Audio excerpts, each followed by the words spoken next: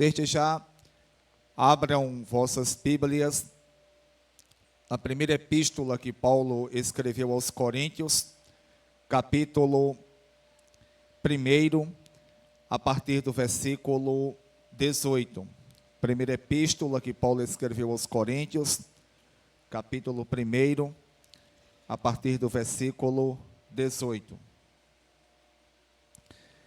Dando continuidade à epístola que Paulo escreve aos Coríntios.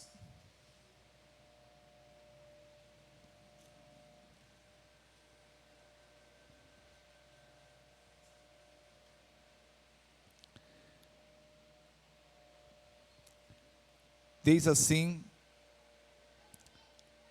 a palavra de Deus. Primeira epístola que Paulo escreve aos Coríntios, capítulo 1, a partir do versículo 18, diz assim: Pois a mensagem da cruz é loucura para os que estão perecendo, mas para nós que estamos sendo salvos, é o poder de Deus. Pois está escrito: Destruirei a sabedoria dos sábios e rejeitarei a inteligência dos inteligentes. Onde está o sábio? Onde está o erudito? Onde está o questionador desta era? Acaso não tornou Deus loucura a sabedoria deste mundo? Visto que na sabedoria de Deus, o mundo não o reconheceu por meio da sabedoria humana. Agradou a Deus salvar aqueles que creem pela loucura da pregação. Versículo 22. Os judeus pedem sinais milagrosos, e os gregos procuram sabedoria. Nós, porém, pregamos Cristo crucificado, o qual, de fato, é escândalo para os judeus e loucura para os gentios. Mas para os que foram chamados, tanto judeus como gregos, Cristo é o poder de Deus e a sabedoria de Deus, porque a loucura de Deus é mais sábia que a sabedoria humana, e a fraqueza de Deus é mais forte que a força humana. E oremos ao nosso Deus. Santíssimo Deus, te louvo, te agradeço por estar aqui, por cada um, por nossas famílias, por tudo que o Senhor tem concedido a cada um de nós e a cada pessoa. Te peço, Deus, em nome de Jesus, perdão por todos os pecados que cometi. Peço em nome de Jesus também, Deus, que o Senhor ilumine a minha mente, que eu venha ter uma compreensão correta da Tua palavra e venha fazer exposição da mesma com fidelidade. Abre cada mente de cada pessoa que aqui está, de cada pessoa que vai ouvir a exposição deste sermão, para que possam compreender, aqueles que já te servem, Deus, que o Senhor venha fortalecê-los, os que ainda não te servem, que o Senhor venha convencê-los do pecado, da justiça e do juízo. Assim, Deus, te peço e te agradeço em nome de Jesus. Amém.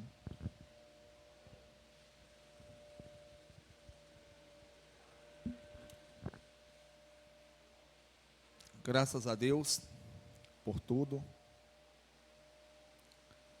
Um texto, acredito que para algumas pessoas bastante conhecido, para outras acredito que não. Todavia, acredito que os irmãos são sabedores, até por conta da leitura, que esse texto traz algumas coisas que aparentemente se contradiz. E também esse texto ele dá margem, ou aparentemente, se a pessoa não compreender a perícope na qual foi lida, ele pode dar margem para uma ideia errada em relação a instrução, a estudar.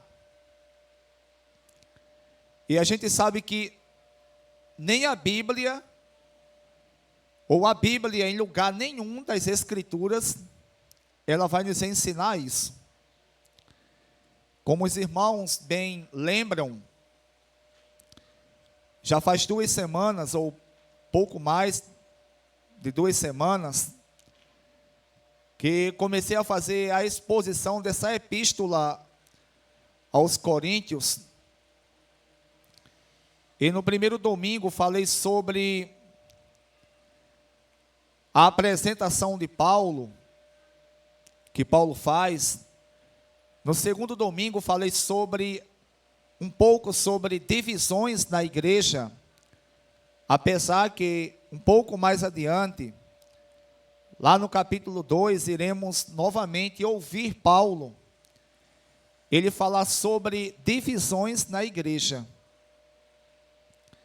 Portanto, como os irmãos viram, acompanharam a leitura, essa perícope que hoje irei fazer exposição, se assim Deus permitir, fala sobre Cristo, a morte vicária de Cristo, fala sobre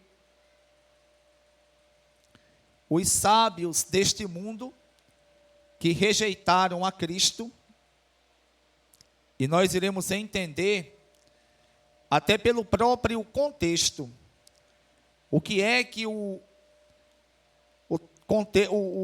essa perícope está nos dizendo. Quando eu falo contexto, irmãos, o contexto é os versículos anteriores e os posteriores, ou seja, tudo aquilo que está dizendo a perícope. O versículo 18 diz assim: pois a mensagem da cruz é loucura para os que estão perecendo, mas para nós, que estamos sendo salvos, é o poder de Deus. Irmãos, quem são as pessoas que Paulo diz aqui que estão perecendo? E que a mensagem da cruz, a pregação do Evangelho, ela é loucura para essas pessoas.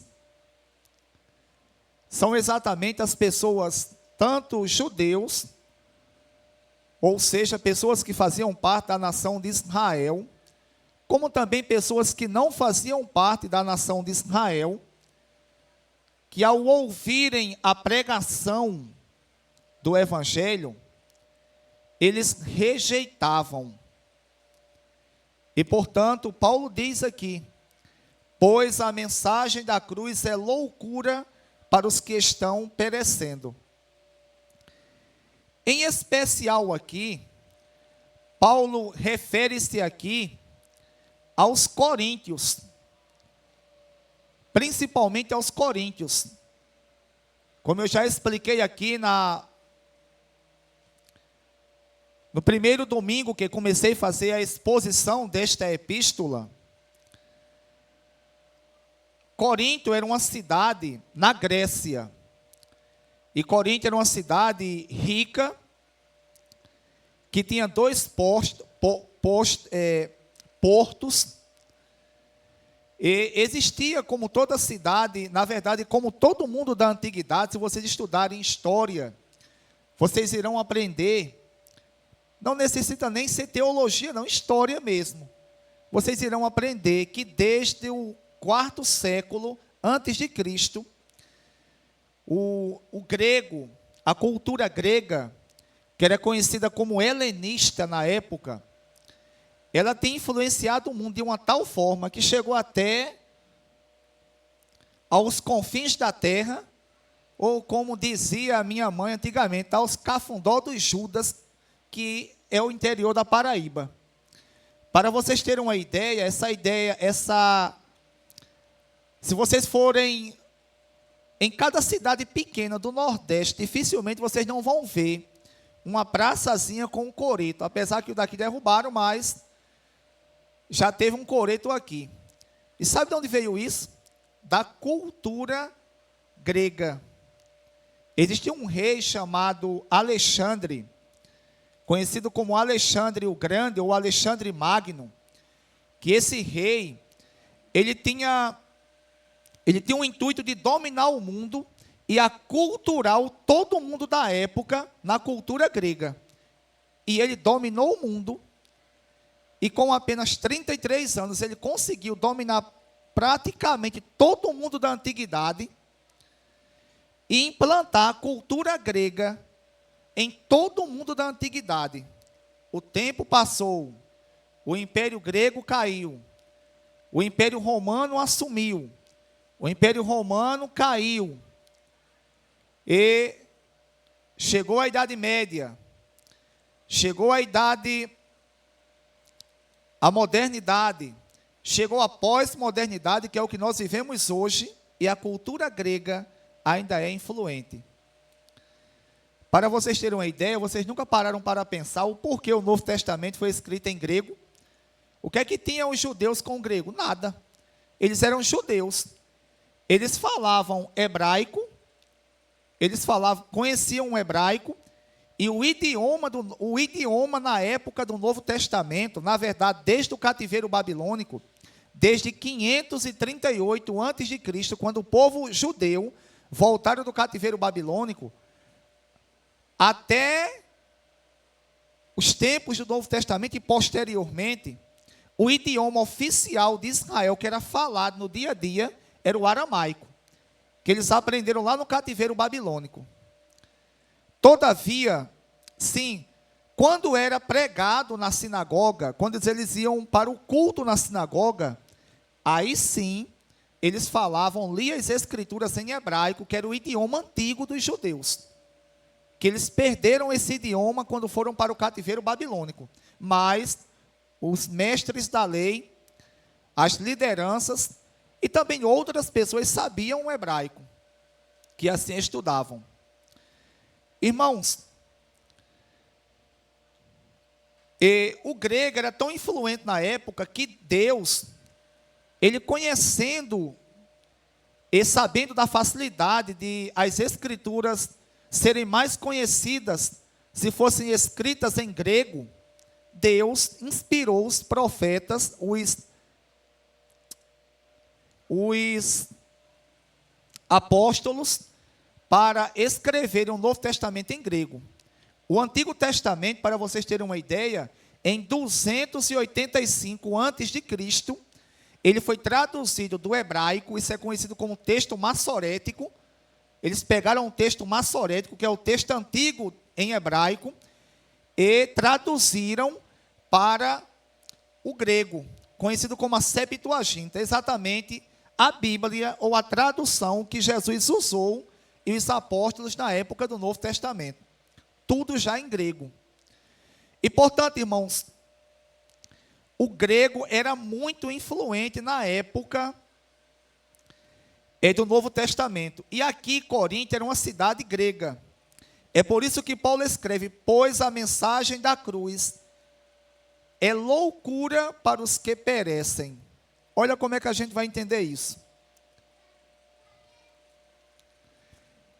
Na mesma perícope, só que em 1 Coríntios, capítulo 1, versículo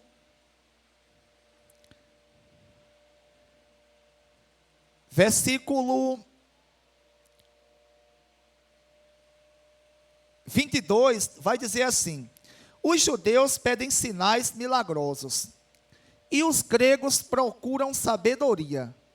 Nós, porém, pregamos Cristo crucificado, o qual, de fato, é escândalo para os judeus e loucura para os gregos.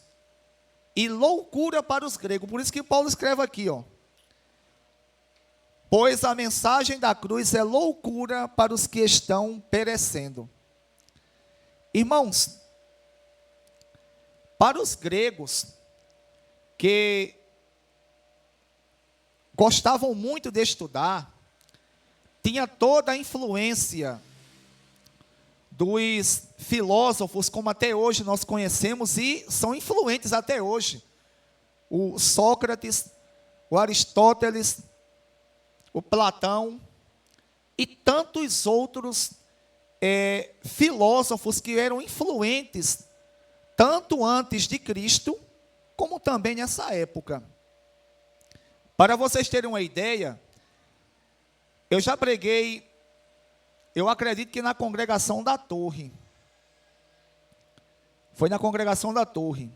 Em Atos dos Apóstolos, capítulo 17, Paulo ele vai até uma cidade da Grécia, em Atenas, se eu não estou enganado. Os irmãos confiram aí, por favor. E Paulo vai até o Areópago. O que era o Areópago? Era um local onde os gregos, as pessoas se reuniam para debater. E Paulo, como pregador da palavra de Deus, ele foi até esse lugar e ali ele debateu, pregou o evangelho e debateu com os estoicos da época, que eram os caras tops da época, influentes. Noutra oportunidade, eu vou falar sobre os estoicos aqui, mas deixa para outra ocasião, e a influência que ele teve nos pais da igreja, inclusive no Agostinho de Hipona. Os estoicos, eles eram fatalistas e influenciaram muitos teólogos com ideias erradas. Portanto, irmãos, Paulo diz, pois a mensagem da cruz é loucura para os que estão perecendo. Mas para nós que estamos sendo salvos, é o poder de Deus. Para aqueles homens dessa cidade, que eram grandes estudiosos da filosofia, e que pelo amor de Deus, que vocês não vão confundir filosofia com teologia, não. Filosofia é uma coisa completamente diferente de teologia. Teologia é estudo, a palavra teologia, essa palavra é uma palavra grega, que transliterada chamamos teo, que significa Deus. E logia, doutrina. Então, teologia é doutrina de Deus. Não vão fazer como as pessoas disseram a mim, uma vez que teologia e filosofia é a mesma coisa, não.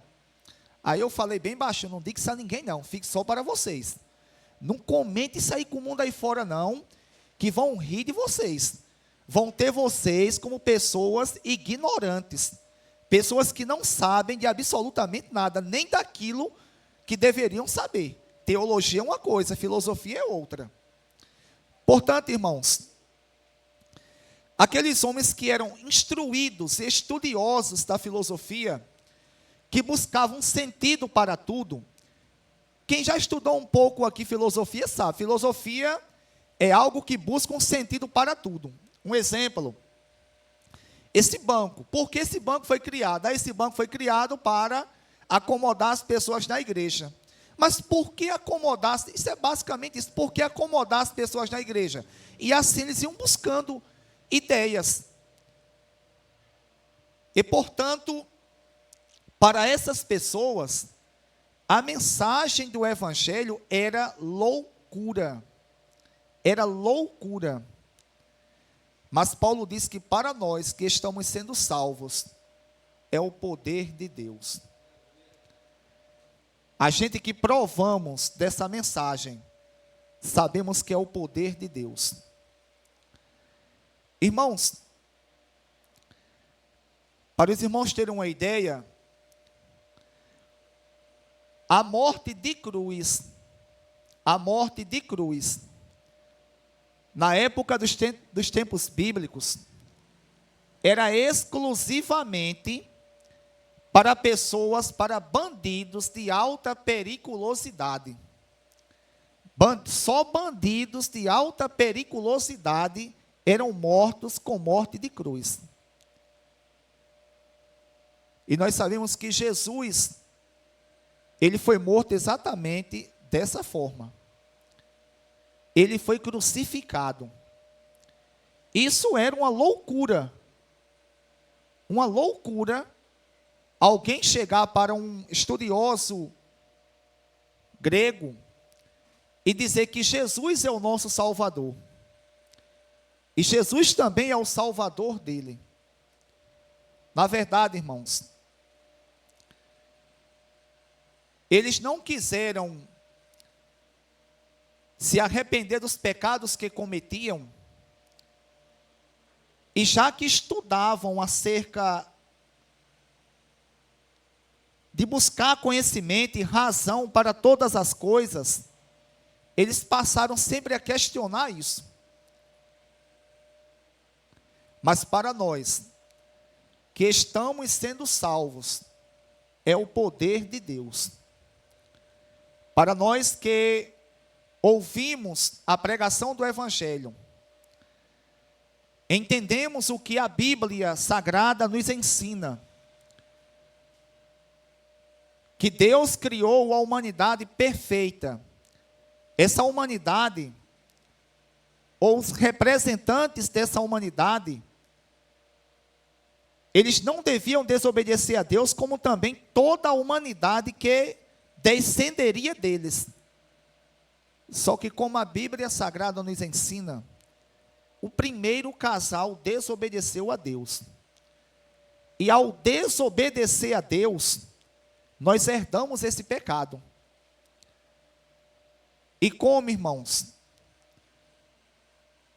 só uma pessoa perfeita, ela poderia pagar a Deus o que nós devíamos, foi necessário o Deus Filho, ele fazer-se homem, ele tornar-se homem, nascer, ser gerado pelo Espírito Santo no ventre de uma mulher virgem, que a Bíblia chama de Maria, nascer virginalmente, como um parto normal, como nós conhecemos, crescer e morrer na cruz, ou seja, pagar a Deus o que nós devíamos. Para nós que estamos sendo salvos, isso é o poder de Deus. Porque ao entendermos a palavra, o Evangelho, e ao decidirmos se convertermos a Cristo, nós somos testemunhas que fomos transformados por esse poder de Deus.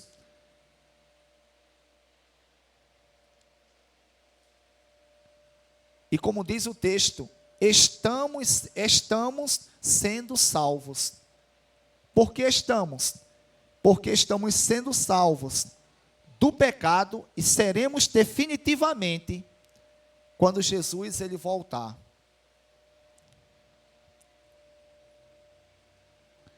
Versículo 19 diz: pois está escrito, destruirei a sabedoria dos sábios e rejeitarei a inteligência dos inteligentes. Irmãos, se fizermos uma leitura superficial, aparentemente não parece que Deus está falando aqui pela boca de Paulo. Ou Deus está condenando a intelectualidade, o estudo das ciências. Mas como disse aos irmãos, quando nós lemos o contexto, nós entendemos de imediato o que Deus estava nos ensinando.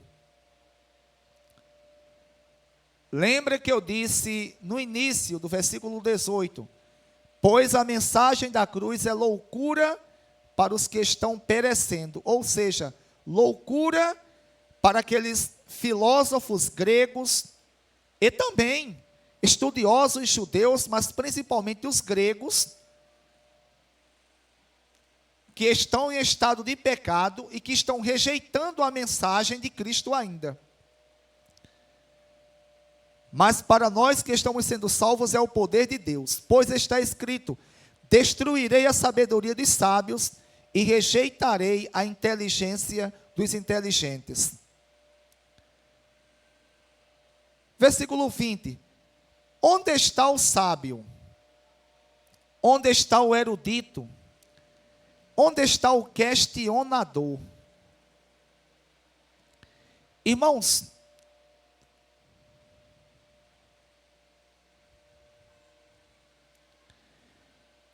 quem é o sábio?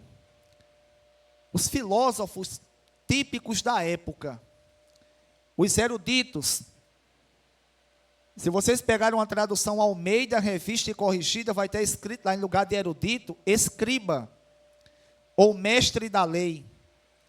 Mas vai ter escrito escriba. Ou seja, os estudiosos judeus. E quem é o questionador? O questionador desta era. Esse questionador desta era, era conhecido também como os sufistas da época. Não é surfista que vai para a praia e fica surfando, não. Os surfistas eram os debatedores natos que saíam de praça em praça, de rua em rua, procurando alguém para debater. É por isso que Deus diz, pois está escrito, e Paulo está citando aqui exatamente Isaías capítulo 29, versículo 14. Destruirei a sabedoria dos sábios e rejeitarei a inteligência dos inteligentes. Onde está o sábio? Onde está o erudito? Onde está o questionador desta era? Paulo perguntando, acaso não tornou Deus loucura a sabedoria deste mundo? Visto que na sabedoria de Deus, e quem é a sabedoria de Deus? Logo para os irmãos entenderem. Versículo 24.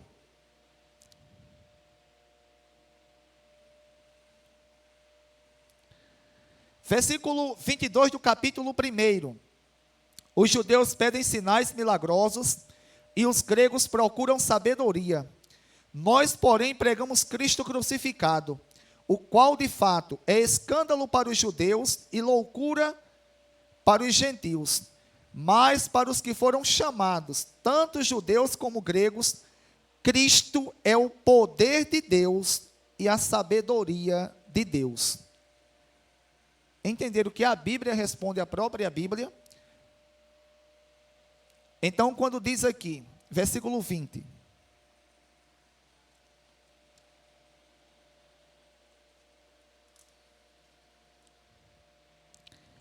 onde está o sábio? Onde está o erudito? Onde está o questionador desta era? Acaso não tornou Deus loucura a sabedoria deste mundo? Visto que na sabedoria de Deus, que é Cristo, que se encarnou, o mundo não conheceu, ou seja, os filósofos, o povo do mundo que rejeitaram a ele, não conheceu por meio da sabedoria humana. Irmãos, sabe o que é que acontecia na época dessa igreja em Corinto? E também toda a época do Novo Testamento, era que quando os apóstolos, os pregadores do evangelho da época iam pregar para os gregos, para as pessoas que não eram judeus, e mesmo pessoas que não eram gregas, não eram da Grécia, mas tinham a influência grega, eram filósofos, eram estudiosos, sabe o que é que acontecia? Eles começavam a questionar, e começavam a se perguntar, como? Você quer dizer que o Deus que você está pregando, a pessoa que você está pregando, ele é Deus, e ele se fez homem, e morreu em uma morte de cruz, e você quer que nós acreditamos nisso? Irmãos, era basicamente isso o que eles questionavam. É por isso que Paulo diz que a pregação para os que estão perecendo é loucura, e que Deus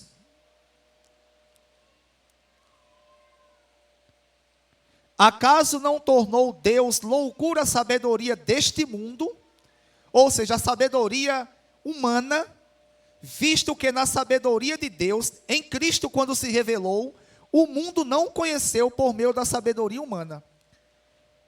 Eles queriam entender Cristo por meio da sabedoria humana. Me diz se tem lógica. Entender as coisas espirituais por meio de coisas que são humanas, por meio dos questionamentos filosóficos deles. Tinha como? Aí, como Paulo escreveu aqui, acaso não tornou Deus loucura a sabedoria deste mundo?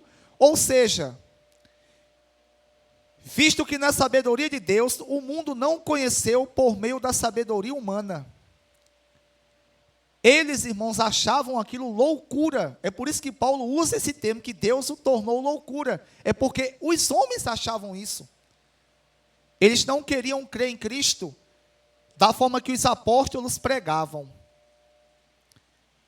A continuidade do versículo 21 diz: visto que na sabedoria de Deus, o mundo não conheceu por meio da sabedoria humana, agradou a Deus salvar aqueles que creem por meio da loucura da pregação. Agradou a Deus salvar os que creem. Aí Paulo agora usa o termo deles, por meio da loucura da pregação.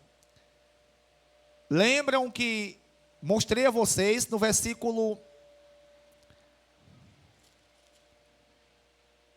24, que para os gregos a morte de Cristo era uma loucura. Aí Paulo diz: agradou a Deus salvar aqueles que creem por meio da loucura da pregação. Agradou a Deus salvar aqueles que, ao ouvirem o Evangelho, eles decidirem se arrependerem dos pecados ao crer em Cristo e serem salvos por Deus. Agradou a Deus, irmãos, enviar essa bênção para nós.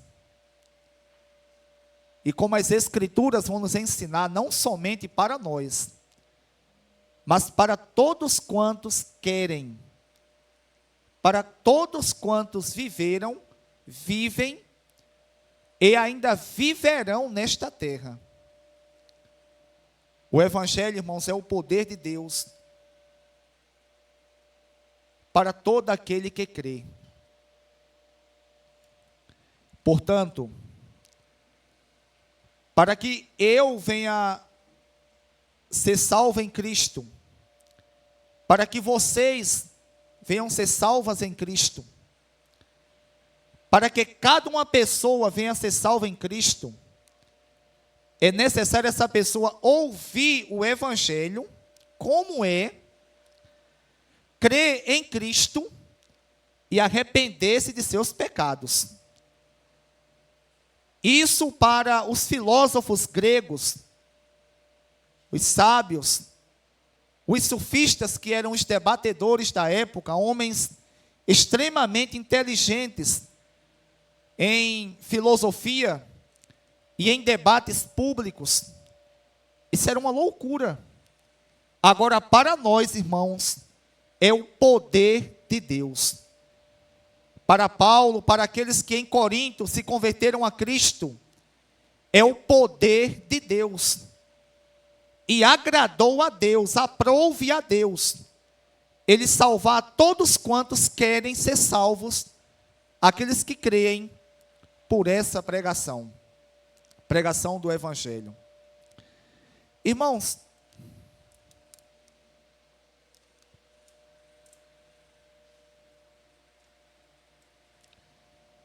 eu não sei se vocês que aqui estão, mas eu acredito que pelo menos alguns já ouviram, uma minoria. Mas eu não sei se, eu acredito que todos não. Mas pelo incrível que pareça, sabe o que eu já ouvi acerca desse versículo 21, principalmente a parte final, onde fala: agradou a Deus salvar aqueles que creem pela loucura da pregação? Que a pregação, irmãos, foi isso que eu ouvi. Que a pregação do evangelho é uma coisa que tem que ser pregada de qualquer jeito. Sem a pessoa estudar, o que vir na mente a pessoa falar. Eu estava lembrando ainda hoje, que por volta de 2011, na época que eu me converti, Adão, ele era da congregacional. Eu era muito íntimo de Adão. E sempre eu ia na congregacional. E quando já comecei a dar os primeiros engates, pregando a palavra, sempre pregava na congregacional. Na época, a congregacional tinha culto no domingo, e a congregacional do pastor Fernando, no domingo e na quarta. Na segunda se fazia um evangelismo, e eu estava junto com os irmãos, fazendo o evangelismo. E na sexta-feira tinha um culto. E esse culto o pastor Romero não vinha, que era o dirigente da época. E quem ficava aqui de frente era Adão. E Adão sempre me chamava para pregar. E tinha uma pessoa que eu conhecia, que na época eu admirava essa pessoa como grande pregador. E essa pessoa, uma vez eu falei: Adão, por que tu não chama fulano de tal para pregar lá? Que fulano do tal é do fogo e é bom. Aí Adão falou: Romualdo, eu vou dizer a verdade a você. Eu estava lembrando hoje. Sabe por que eu não gosto de chamar? Porque fulano de tal é muito orgulhoso. Aí ele falou: agora por conta de você eu vou chamar. Digo: tá certo, chame. Eu gosto de ouvir ele pregando. Eu sei que a pessoa passou a semana toda estudando e disse a mim aonde ia pregar. E quando foi no dia, irmãos, a gente chegou na igreja, chegou tudo junto, o culto começou, e logo uma pessoa se manifestou na igreja, e começou aquele manto. Todo mundo começou a orar. Eu fui lá, dei uma saudação, sentei, e a pessoa lá. Nisso a pessoa recebeu a oportunidade para pregar. Ela tinha passado uma semana toda estudando, praticamente uma semana. E quando essa pessoa recebeu a oportunidade, ela nem a Bíblia ela abriu. Ela continuou com a Bíblia fechada e começou a falar em línguas, que algumas pessoas chamam de línguas estranhas, mas na Bíblia, nos originais, onde está escrito lá, não tem essa palavra estranha. É correto se chamar línguas, falar em línguas, ou, se quiser acrescentar, porque é isso que significa línguas ininteligíveis. Por quê? Porque as línguas que é falada, elas não são entendidas pelo ser humano e nem pelos espíritos, nem os anjos e nem os demônios. Só Deus as entende. É por isso que é uma oração a Deus. E a pessoa começou a falar em línguas, que gosta muito de falar em línguas. Inclusive, uma vez Beck me questionou, que a gente foi para um monte, Beck falou: vem cá, isso é certo, só que eu era novo convertido. A gente subiu desde o começo, foi falando em línguas, e desceu falando em línguas, a oração toda falando em línguas, e orou o quê? Eu disse: só em línguas. Aí ele falou: isso é correto. Eu falei: rapaz, eu fiquei meio perdido, porque eu era novo convertido. Se fosse hoje, eu tinha chamado a pessoa e falado: isso aí não é correto, não. Por quê? Porque até a sua própria mente fica infrutífera, porque a sua mente não entende. Seu espírito está sendo edificado, mas a sua mente está infrutífera, porque a sua mente não consegue entender, exceto a não ser que haja um intérprete. E essa pessoa começou a falar em línguas do começo, que pegou no microfone, não abriu a Bíblia, e o que vinha na mente, essa pessoa falava. Só que eu já sabia o texto que ele ia pregar, estava com a Bíblia aberta no texto, e comecei a me questionar: oxê, por que ele não prega o que ele disse que ia pregar, ou então prega outra coisa? E ele só fala: não, é porque não sei o quê, e Deus mandou dizer, e lá, começou a falar em línguas. Resumindo a história, quando acabou, isso durou um bom tempo, quando acabou, eu já fui com a língua coçando para perguntar a ele o porquê ele não abriu a Bíblia e pregou no texto que ele estudou, e eu já tinha aberto e estava com a Bíblia aberta, ou então no outro texto. Sabe o que ele me respondeu? Romualdo, deixa eu dizer uma coisa a você. Eu estudei realmente aquele texto que eu falei a você. Estudei muito, muito, muito mesmo. E eu ia pregar nele. Só que quando eu peguei no microfone, que eu tentei abrir a Bíblia, olha o absurdo. Essa pessoa disse que o Espírito Santo falou com ele e disse assim, não abra a Bíblia.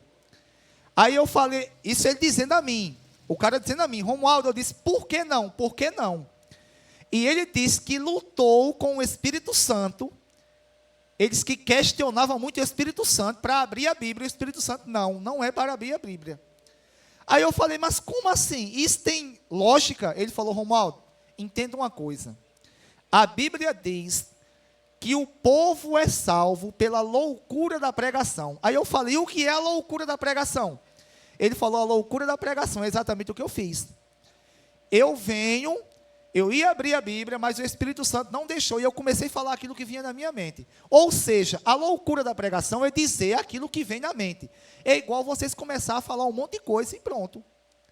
Irmãos, olha que absurdo. Olha como é prejudicial uma pessoa que não tem habilidade em pregar as Escrituras, e ele está pregando. E aquilo ali, irmãos, eu como novo convertido, fiquei sem saber. Na verdade, fiquei com a mente confusa. Não me convenceu aquilo que ele falou, com certeza, mas eu não sabia o que realmente deveria ser feito. Eu não sabia o porquê ele me disse aquilo, até porque eu admirava a pessoa na época como pregador. E o texto sagrado vai nos dizer aqui, que quando Paulo diz que agradou a Deus nos salvar, agradou a Deus salvar aqueles que creem pela loucura da pregação, é porque Paulo estava escrevendo aqui a uma igreja que era na Grécia. Essa igreja, existia pessoas tanto na cidade, como também dentro da igreja, que eram estudiosos da filosofia, e aqueles que estavam perecendo ou não eram crentes, eram pessoas que achavam que a pregação do Evangelho, ou como diz o versículo 18, a mensagem do Evangelho, a mensagem da cruz, era loucura. Eles achavam isso, era o que os gregos, os sábios, os filósofos, os sofistas, os debatedores da época, eles achavam. E Paulo usa esse termo que agradou a Deus, usando agora, pegou uma palavra que eles usavam, só agradou a Deus salvar aqueles que creem pela loucura da pregação. Não tem nada a ver o que a pessoa pensava. Irmãos, e isso vai completar, isso foi por volta de 2011, 14 anos. Porque completo 15, que me converti em 2010, 15 agora em abril.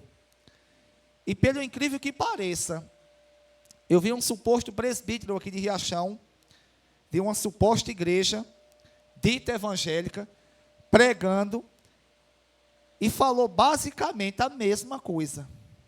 A mesma coisa, básica, com apenas algumas minúcias, alguns detalhes. E eu fiquei pensando, mas como que a pessoa tem a Bíblia na mão,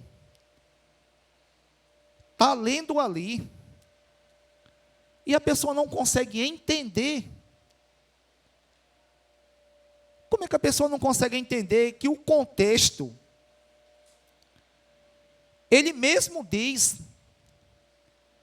que para os filósofos isso era loucura. Irmãos, a grande questão, sabe qual é? É que as pessoas pensam que a Bíblia é como seja uma coisa fútil ou de qualquer jeito, que eu interpreto ao meu bel prazer. Aqueles que estudaram, que estão aqui, lembram muito bem, já estudei aqui com o Luciano na mesma sala,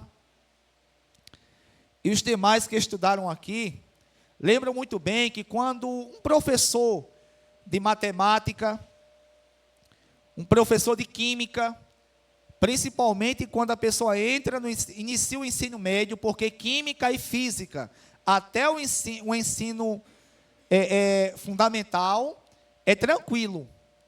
Agora, quando começa o ensino médio, principalmente a partir do segundo ano, química e física, começa a misturar letra, número, e o negócio começa a embaraçar a nossa mente.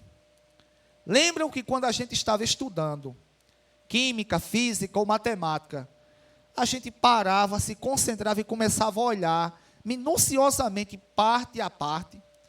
Lembram de uma equação do segundo grau, de uma expressão numérica, quando começa a misturar letra com número, que a gente começa a ver, ó, isso aqui tem que ser assim, para cá, para que venha dar certo. Irmãos, estudar as Escrituras não é diferente, não. Eu não posso pegar uma palavra das Escrituras ou uma frase e interpretar de acordo com aquilo que eu quero, não. Ah, vou pegar aqui, ó, porque agradou a Deus salvar aqueles que creem pela loucura da pregação. Pronto. Então, o que é loucura para nós? Algo que é louco. Algo que é de qual é que é na loucura mesmo. É ribuliço. É ribuliço. Não, irmãos. A gente, da mesma forma que quando estudávamos, e que a gente tem que ver, ó, isso aqui veio dar isso aqui exatamente porque foi feito foi usado esse método aqui. Então as Escrituras também é assim. Lembram-me muito bem que era dirigente com o irmão Adão, eu era Petrônio, melhor era Petrônio vai lembrar, lá na Barriguda.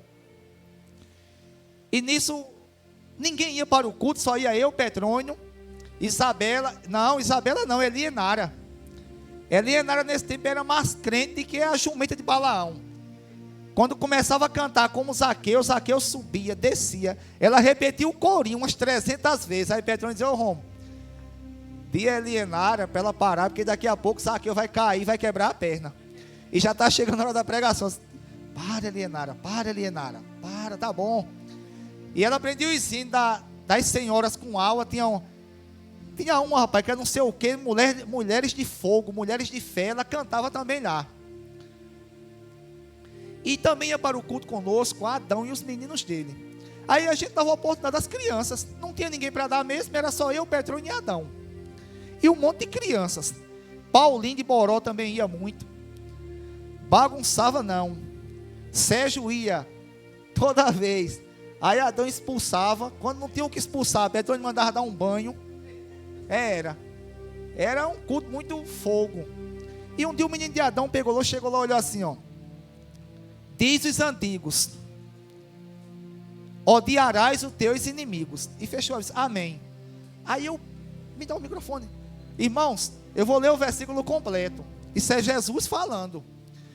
Jesus falou, diz os antigos, odiarás os teus inimigos, mas eu, porém, vos digo. Jesus falou, eu, porém, digo a vocês, amarás o teu inimigo. Se ele tiver fome, você dá de comer. Se ele tiver sede, você dá de beber. Ele era uma criança, isso é relevante. Depois a gente foi e conversou com ele. Mas imagina só, se eu pego aquele texto, odiarás os teus inimigos, e vou fazer uma pregação só naquilo ali. Irmãos, nós já somos mais ruins do que todas as criaturas que existem aqui na terra, viventes que Deus criou, ouvindo a palavra de Deus e procurando seguir. Imagina só se nós não quisermos seguir ou tivermos interpretações erradas. Uma vez um cara chegou para mim, só que ele chegou em tom de brincadeira. Ele não entende assim, mas ele brincou comigo, ele falou, Romo, Tu lembra que o segundo mandamento é: amarás o teu próximo como a si mesmo? Eu falei, lembra. Ele fez, pronto. Então eu posso te amar, porque tu está próximo de mim. Agora quem não está próximo de mim, eu não vou amar não. E na hora que eu não quiser te amar, eu vou sair de perto de tu, porque tu não está próximo mais. Só que ele começou a rir e falou em tom de brincadeira. Mas imagina só, se alguém for pegar cada pessoa, porque é isso que estão fazendo hoje, pegando uma parte das escrituras e interpretando de acordo com aquilo que acham que é. Pronto, está dizendo isso aqui, porque Deus, agradou a Deus salvar aqueles que creem pela loucura da pregação. Pronto, aí eu vou dar uma ideia para aquilo ali. Não, a Bíblia Sagrada mesma, ela vai dizer o que aquilo significa. É ela que vai dizer. Pode ser no contexto imediato, nos versículos anteriores ou nos posteriores, ou pode ser num contexto geral das Escrituras. Um exemplo: existe texto nas Escrituras que são obscuros. O que é um texto obscuro? Aquele texto que só fala aquilo e depois o contexto geral se cala. Como é que a gente interpreta isso? A gente vai ler todo aquele livro. Se não encontrarmos a resposta, a gente vai ler toda a Escritura, ou procurar em toda a Escritura o que fala sobre aquele assunto. Aí a gente vai interpretar. Isso é conhecido entre os estudiosos como teologia sistemática. Você fazer uma sistematização, uma organização daquilo que se falou ali em doutrina. Está entendendo? Para que venha se ter uma doutrina. Um exemplo: como se comete um erro errado. Quem já recebeu aqui um testemunho de Jeová em casa? Se vocês receberem, se eles forem tocar em assunto de pessoas que já morreram, eles geralmente vão dizer que as pessoas que morreram estão dormindo. Aí o que é que eles vão usar? Textos lá de Eclesiastes e de Provérbios. Aí nós que somos crentes, na verdade todas as igrejas evangélicas, elas não acreditam no sono da alma. As evangélicas, a Assembleia de Deus, a Congregacional, a Batista, a Anglicana, Presbiteriana, Betel, Luterana, Metodista, Tabernáculo, a Tabernáculo de Jesus Cristo, que não é a Tabernáculo da Fé, a Igreja do Evangelho Quadrangular, que tem um aqui em Massaranduba, que também é uma igreja bíblica, e uma igreja pentecostal bíblica, e tantas as outras. Não acreditamos no som da alma. Mas se vocês forem conversar com o testemunho de Jeová, ou com um sabatista, com uma pessoa que pertence à igreja adventista do sétimo dia, eles vão começar a citar texto lá de Eclesiastes. E uma das coisas que eles vão dizer é o seguinte: olha, como é que você diz que não pode, que a pessoa quando morre, o espírito ou vai para Deus, se obedecer a Ele, ou vai se condenar, ou vai diretamente para um lugar de tormento. Eles vão citar texto onde diz que a pessoa quando morre, ela não consegue mais louvar a Deus. Aí eles falam: se a pessoa morrer, se fosse para a presença de Deus, ela louvaria a Deus ou não? Só que quando você vai ler o contexto, que eles esquecem, o contexto vai dizer que as pessoas que morrem não podem louvar a Deus, mas num sentido aqui da terra. Eles não podem louvar a Deus aqui na terra. Quando a gente vai para o Novo Testamento, que a revelação ela é progressiva, ela tem uma continuidade. O que é que acontece? A gente vai ver que no Novo Testamento, a Bíblia vai dizer, o próprio Deus, Jesus vai dizer que Ele não é Deus de mortos, mas Deus de vivos.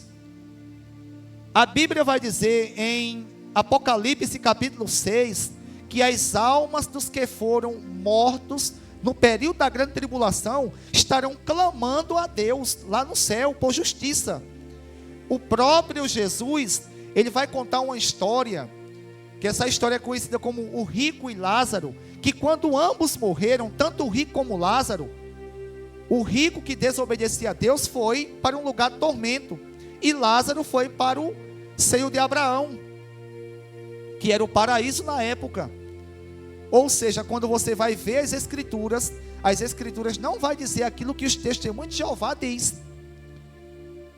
Infelizmente, irmãos, tem muita gente hoje passando-se por pregadores, e isso em igrejas que são evangélicas, cristãs, pessoas que não foram vocacionados por Deus, porque pregação é vocação.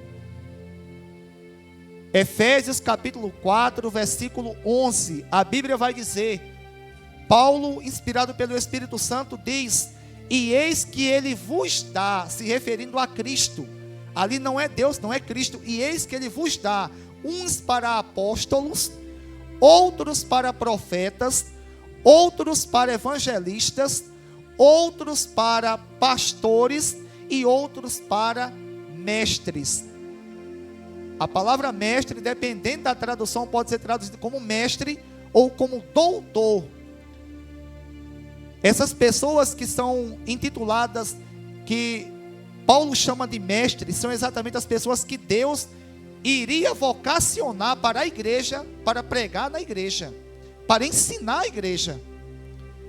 E o que a gente vê hoje é muitas pessoas pegando textos isolados, criando ideias, e infelizmente a igreja, por não estudar as Escrituras, ela acaba caindo.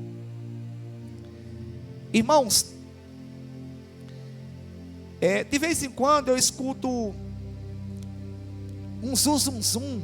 Eu não vou dizer aqui não, porque eu não sou doido e eu não tenho parte com o diabo não. Não fazer igual um pastor que tem aqui na cidade não, que ele disse, primeiro, ele disse uma vez que fez uma campanha de 70 dias, e no primeiro dia da campanha, Satanás mandou uma mensagem para ele. Aí eu disse, pronto, Satanás tem um número dele. Esse mesmo pastor disse, a irmã Lucinha, que congrega conosco hoje, pode perguntar à irmã Lucinha, irmã Lucinha, Satanás, eu estava orando a Deus pela manhã, e Satanás falou comigo e disse que a senhora tinha ódio de mim. Irmã Lucinha nesse tempo congregava com ela. A irmã Lucinha fez, só se foi Satanás, porque eu não tenho ódio do senhor não. Ah, mas Satanás me disse. Então ele tem muito contato com Satanás, e até as orações dele quem responde é Satanás. Eu não vou dizer que foi Satanás, mas de vez em quando eu escuto pessoas me contarem, e eu me entristeço com isso. Pessoas falam, mas rapaz, de vez em Romualdo fala muito em um falso evangelho, noutras, às vezes, pregadores de outras denominações. Quero fazer uma pergunta. Todos que estão aqui já leram os evangelhos completo? Já leram Jesus pregando? Jesus, irmãos, ninguém, nem os apóstolos, nem os profetas, ninguém confrontou os líderes religiosos como Jesus. Eles tinham uma má interpretação das Escrituras, e assim tinham ensinado o povo, e Jesus começou a confrontar eles. E quem induziu o povo a condenar Jesus, a pedir a condenação de Jesus? Os líderes religiosos. Para os irmãos terem uma ideia, estamos estudando agora 3 meses. Amanhã iremos iniciar a 3ª lição de um trimestre da revista da CPAD. Irmã Zezé está com uma revista aqui que eu copiei para ela, tirei uma cópia, que é 3 meses falando sobre falsos ensinamentos. Irmãos, os falsos ensinamentos que tinham no passado e os que têm no presente. Aí como é que o pregador que procura ser fiel às Escrituras, ele não vai falar? Se os profetas do Antigo Testamento falaram, os apóstolos do Novo Testamento falaram, Jesus falou, a Bíblia fala, aí eu vou me calar. Se eu me calar, estarei pecando, e Cristo irá levantar outros para pregarem a verdade dele. Agora, a palavra de Deus, ela não será silenciada. Quando eu vejo interpretações erradas, irmãos, eu vejo que o povo está sendo ensinado em outra coisa que pode ser tudo menos o evangelho. Para os irmãos terem uma ideia, eu fui buscar a irmã Elizabeth na torre, e ela vinha contando a mim e a minha mãe que quando ela na época que ela tinha se convertido, disse que lá na igreja, e Josivaldo, que hoje não congrega conosco mais, disse a mim também, e contou até outros detalhes. Irmã Elizabeth já contou outros detalhes, que sabe o que se fazia lá? Na hora que começava o culto, daqui a pouco, lá é aquelas cadeiras, como os irmãos com uma boa parte conhecem, de plástico, afastava as cadeiras, não era tempo de Oséias não, afastava as cadeiras, e começava, e tinha uma pessoa, que era crente, e que era do fogo, que caía no chão e começava a se bater, e daqui a pouco a pessoa corria, dizia que estava vendo demônio, corria, atravessava a BR e voltava correndo. Irmãos, isso é demônio, isso é demônio, isso é espírito maligno. Está Luciano aqui, Luciano era mediúno. Luciano falou para mim: Romo, esse negócio de ver espírito só quando a pessoa quer. Luciano falou: se você nunca quiser, você nunca vai ver. Para você ver espírito, eles pegam, falam com você, sem você ver, você passa a crer. Não é isso, Luciano? E depois de você crer, você quer ver. Aí você começa a ver. Aí como é que eu na igreja, eu vou estar vendo espíritos? Irmãos, e disse que caía todo mundo no chão lá. Isso era o evangelho das escrituras? Isso era loucura. Isso era demoníaco. Isso era demoníaco. E a igreja era cheia. Até que Oséias chegou. E Oséias mesmo me disse: Romualdo, fui o bombeiro para apagar. E nisso aí eu concordo com ele. Nisso eu concordo com ele. Porque isso não existe não.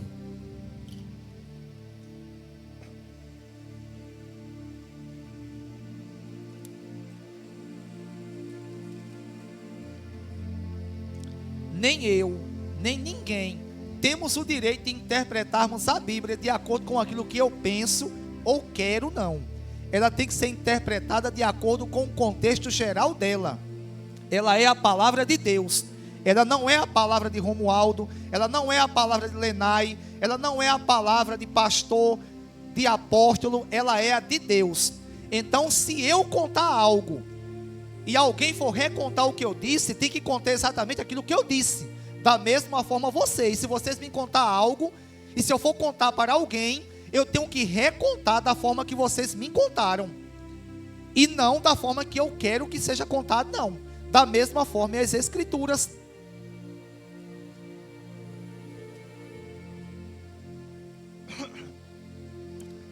Versículo 22. Os judeus pedem sinais milagrosos, e os gregos procuram sabedoria. Tantos sinais que Jesus realizou, os judeus viram e ainda ficavam mais e mais pedindo sinais milagrosos a Jesus, até Jesus chegar ao ponto de falar assim: ó, o único sinal que eu darei a vocês é o sinal do profeta Jonas. E os gregos sabedoria. Nós, porém, pregamos Cristo crucificado, o qual de fato é escândalo para os judeus e loucura para os gentios. Para os judeus que não creram em Cristo, Cristo crucificado, a crucificação de Cristo era um escândalo. Para os gentios, ou seja, os que não eram judeus, os filósofos, era loucura. Mas Paulo, no versículo 24, diz: mas para os que foram chamados, tanto judeus como gregos, tanto judeus como não judeus, mas que foram chamados e creram em Cristo. Cristo é o poder de Deus e a sabedoria de Deus. Porque a loucura de Deus é mais sábia que a sabedoria humana, e a fraqueza de Deus é mais forte que a loucura humana. Irmãos, alguém poderia perguntar: e Deus tem loucura? Paulo mais uma vez aqui usou o mesmo termo que os filósofos gregos usavam, que aquilo era uma loucura. Cristo, ele ter morrido na cruz, e os judeus que creram em Cristo pensarem que Cristo era o salvador deles e também de todo mundo. Isso para eles era uma loucura. Aí Paulo diz: porque a loucura de Deus, ou seja, usando o mesmo termo, porque a crucificação de Cristo era uma loucura para eles, é mais sábia do que a sabedoria humana, porque eles queriam conhecer Cristo, entender o Evangelho pelos questionamentos humanos. E a fraqueza de Deus é mais forte do que a força humana. E Deus, irmãos, também não tem fraqueza. Paulo usou termos que eles usavam lá, na época, para questionar. Portanto, que Deus, na pessoa bendita de Cristo, liga aí, Josmar, Ele continue nos abençoando. O que eu peço aos irmãos é que leiam as Escrituras, leiam os Evangelhos, e vocês, irmãos, vão perceber o que é que o Evangelho diz. No dia que vocês escutarem eu, Romualdo de Lima Cordeiro, seja lá quem for da nossa igreja, seja um anjo do céu, como seja quem for, pregando o que as Escrituras não diz, vocês vão entender. Agora, por que vocês vão entender? Porque vocês vão ler. Agora, enquanto vocês não lerem, não entenderem, vocês escutarem, seja eu, seja quem for, falando o que for, errado em relação às Escrituras, vocês vão pensar que é certo. Uma coisa é certa: a Bíblia Sagrada, ela nos ensina acerca de Deus e como obedecermos a Deus. Eu posso viver a minha vida toda na igreja e me perder, porque não quis obedecer a palavra de Deus, ou então entendi errado em relação às Escrituras, e por entender errado, eu segui errado. Abram vossas Bíblias